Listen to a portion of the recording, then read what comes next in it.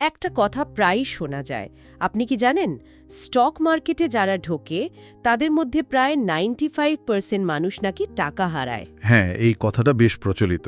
কিন্তু কেন? বাজার তো নিজে থেকে অন্যায় করে না। প্রায়শই আমরাই হয়তো নিজেদের আবেগের বশে বা ভুল সিদ্ধান্তের কারণে টাকা হারাই। ঠিক তাই। আবেগ আর ভুল বিশ্লেষণ এই দুটোই প্রধান কারণ। কিন্তু ভাবুন তো, একটা বই আছে যেটা ৭৫ বছর আগে লেখা, কিন্তু আজও বিনিয়োগকারীদের সেই সব ভুল করা থেকে বাঁচিয়ে আসছে। আপনি বেঞ্জামিন গ্রাহামের দ্য ইন্টেলিজেন্ট ইনভেস্টরের কথা বলছেন তো? একদম। আজ আমরা এই ক্লাসিক বইটার গভীরে যাব, বিশেষ করে দেখব এর শিক্ষাগুলো আজকের ভারতীয় বিনিয়োগকারীরা আমরা কিভাবে কাজে লাগাতে পারি। খুব ভালো উদ্যোগ। আমাদের লক্ষ্য কিন্তু দ্রুত লাভ খোঁজা নয়, বরং মানসিক শান্তি আর ধীরে ধীরে স্টেডিভাবে সম্পদ তৈরি করা। হ্যাঁ, ৭৫ বছর তো কম সময় নয়। আর এই বইয়ের দর্শন আজও সমানভাবে প্রাসঙ্গিক, হয়তো আজকের ভারতে আরও বেশি। কেন এমন মনে হচ্ছে আপনার? কারণ দেখুন, এখানকার বাজারে অস্থিরতা ভলিটিলিটি অনেক সময় বেশি থাকে, আর তথ্যের প্রবাহ সবসময় সমান হয় না। ঠিক। গ্রাহামের নীতিগুলো এই রকম সময়ে অস্থির সময়ে বিনিয়োগকারীদের আবেগতাড়িত সিদ্ধান্ত নেওয়া থেকে বাঁচিয়ে একটা যুক্তিসঙ্গত পথে ধরে রাখতে দারুণ সাহায্য করতে পারে। চলুন দেখি কিভাবে এর মূল নীতিগুলো আজকের দিনেও আমাদের পথ দেখাতে পারে। আচ্ছা, বইটার সবচেয়ে বিখ্যাত ধারণাগুলোর একটা আমার খুব মজা লাগে, ওই মিস্টার মার্কেটের রূপক। হ্যাঁ, ওটা অসাধারণ একটা কনসেপ্ট। ব্যাপারটা বেশ মজার, তাই না? ভাবুন, শেয়ার বাজার যেন আপনার এক বিজনেস পার্টনার, নাম মিস্টার মার্কেট। কিন্তু মুশকিল হলো, এই পার্টনারের মেজাজ সাংঘাতিক রকম ওঠানামা করে, মুডি আর কি। একদম বাইপোলার বললেও চলে। তাই প্রতিদিন সে আপনার দরজায় এসে তার হাতে থাকা শেয়ার একটা দামে আপনাকে বেচতে চায়, না হয় আপনার শেয়ার কিনতে চায়। হ্যাঁ, প্রতিদিন একটা নতুন অফার। কোনোদিন হয়তো সে দারুণ মুডে আছে, তাই আকাশ ছোঁয়া দাম চাইছে। আবার কোনোদিন হয়তো খুব ডিপ্রেসড, তাই জলের দরে সব বেচে দিতে রাজি। ঠিক। আর গ্রাহামের মূল শিক্ষাটা এখানেই। তিনি বলছেন, মিস্টার মার্কেটের এই প্রতিদিনের খামখেয়ালিপনায় কান দেওয়ার কোনো দরকারই নেই। তাহলে কি করতে হবে? আপনার কাজ হলো ওর দেওয়া দাম শুনে উত্তেজিত বা হতাশ না হওয়া, বরং নিজের বিচারবুদ্ধি দিয়ে শেয়ারের আসল বা অন্তর্নিহিত মূল্য ইন্ট্রিনসিক ভ্যালু সেটা বোঝার চেষ্টা করা। এই ইন্ট্রিনসিক ভ্যালুটা ঠিক কি? এটা হলো কোম্পানির আসল ব্যবসায়িক মূল্য, তার আয়, সম্পত্তি, ভবিষ্যতের সম্ভাবনা, এই সবের উপর ভিত্তি করে যে মূল্য সেটাই, শুধুমাত্র শেয়ার বাজারের দৈনিক দামটা নয়। আচ্ছা।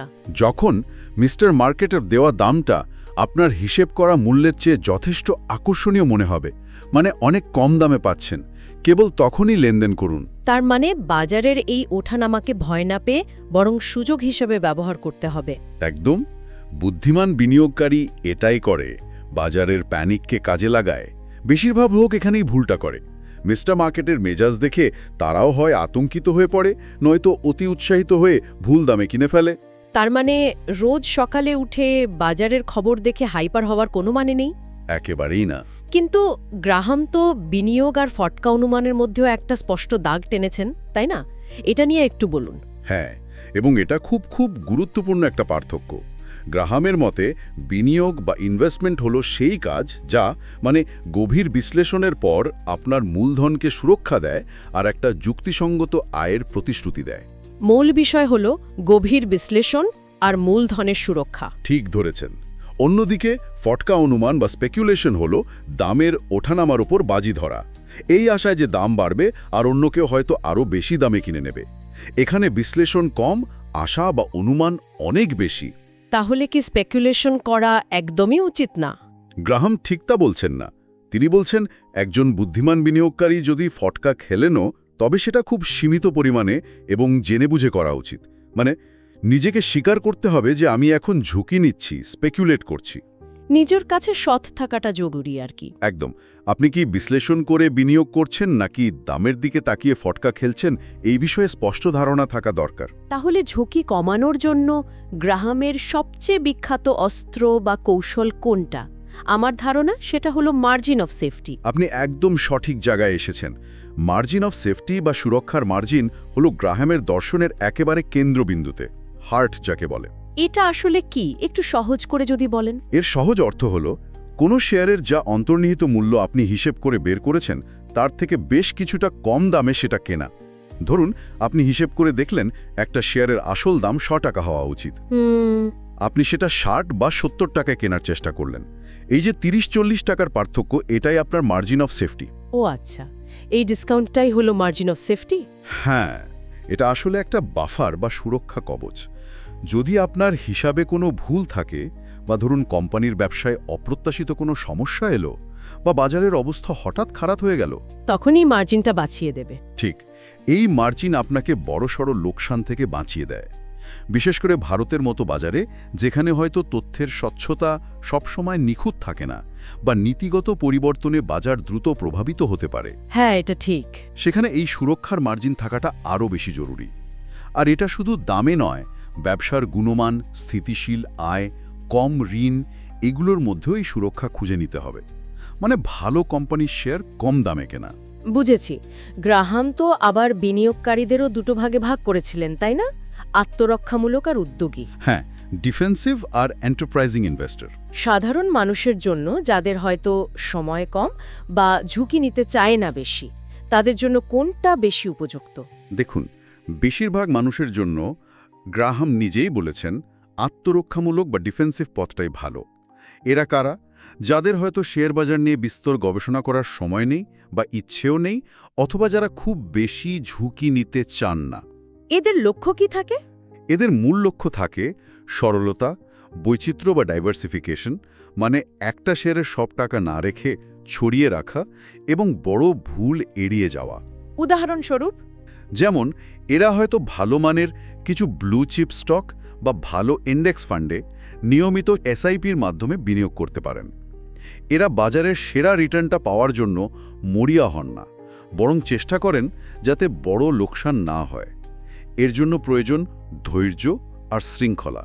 আর উদ্যোগী বা এন্টারপ্রাইজিং ইনভেস্টর? তারা হলেন অন্য ধরনের, যারা সময় দিতে ইচ্ছুক, গভীরভাবে বিশ্লেষণ করতে পারেন এবং গড়পড়তা রিটার্নের চেয়ে ভালো রিটার্ন পেতে চেষ্টা করেন। এদের জন্য সুযোগ হয়তো বেশি, কিন্তু মনে রাখতে হবে ঝুঁকিও বেশি এবং ভুলের সম্ভাবনাও বেশি। তাই গ্রাহাম বলেছেন, বেশিরভাগ সাধারণ বিনিয়োগকারীর জন্য আত্মরক্ষামূলক পথটাই বেশি নিরাপদ এবং বাস্তবসম্মত। তাহলে সব মিলিয়ে মূল কথাটা কি দাঁড়ালো?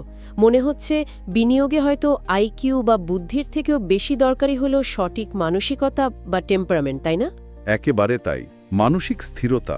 মিস্টার মার্কেটের খামখেয়ালিপনাকে নিজের সুবিধায় ব্যবহার করতে হবে, তার দ্বারা চালিত হলে চলবে না। ঠিক, ওকে কাজে লাগান, ওর হাতের পুতুল হবেন না। আর অবশ্যই সবসময় একটা সুরক্ষার মার্জিন, ওই সেফটি বাফারটা নিয়ে চলতে হবে। একদম। শেষ পর্যন্ত গ্রাহামের দর্শন শুধু টাকা বাড়ানোর কিছু কৌশল নয়, এটা আসলে একটা শান্ত, সুশৃঙ্খল এবং যুক্তিনির্ভর আর্থিক জীবনযাপনের পথ নির্দেশ। এটা আমাদের শেখায় কিভাবে বাজারের কোলাহল থেকে দূরে থেকে নিজের লক্ষ্যের দিকে স্থিরভাবে এগিয়ে যাওয়া যায়। সত্যিই তাই। শ্রোতাদের জন্য একটা শেষ প্রশ্ন বা চিন্তার খোরাক রেখে যাই। অবশ্যই। আজকের এই দ্রুত পরিবর্তনশীল ডিজিটাল যুগে, যেখানে সবাই যেন দ্রুত বড়লোক হওয়ার দৌড়ে নেমেছে, মানে ওই গেট রিচ কুইক মেন্টালিটি, হ্যাঁ, সেটা তো আছেই। সেখানে গ্রাহামের বাতলে দেওয়া এই ধীরস্থির, সতর্ক এবং যুক্তিসঙ্গত পথে হাঁটার মধ্যেই কি দীর্ঘমেয়াদী আর্থিক সাফল্যের আসল রহস্যটা লুকিয়ে আছে? এটা সবার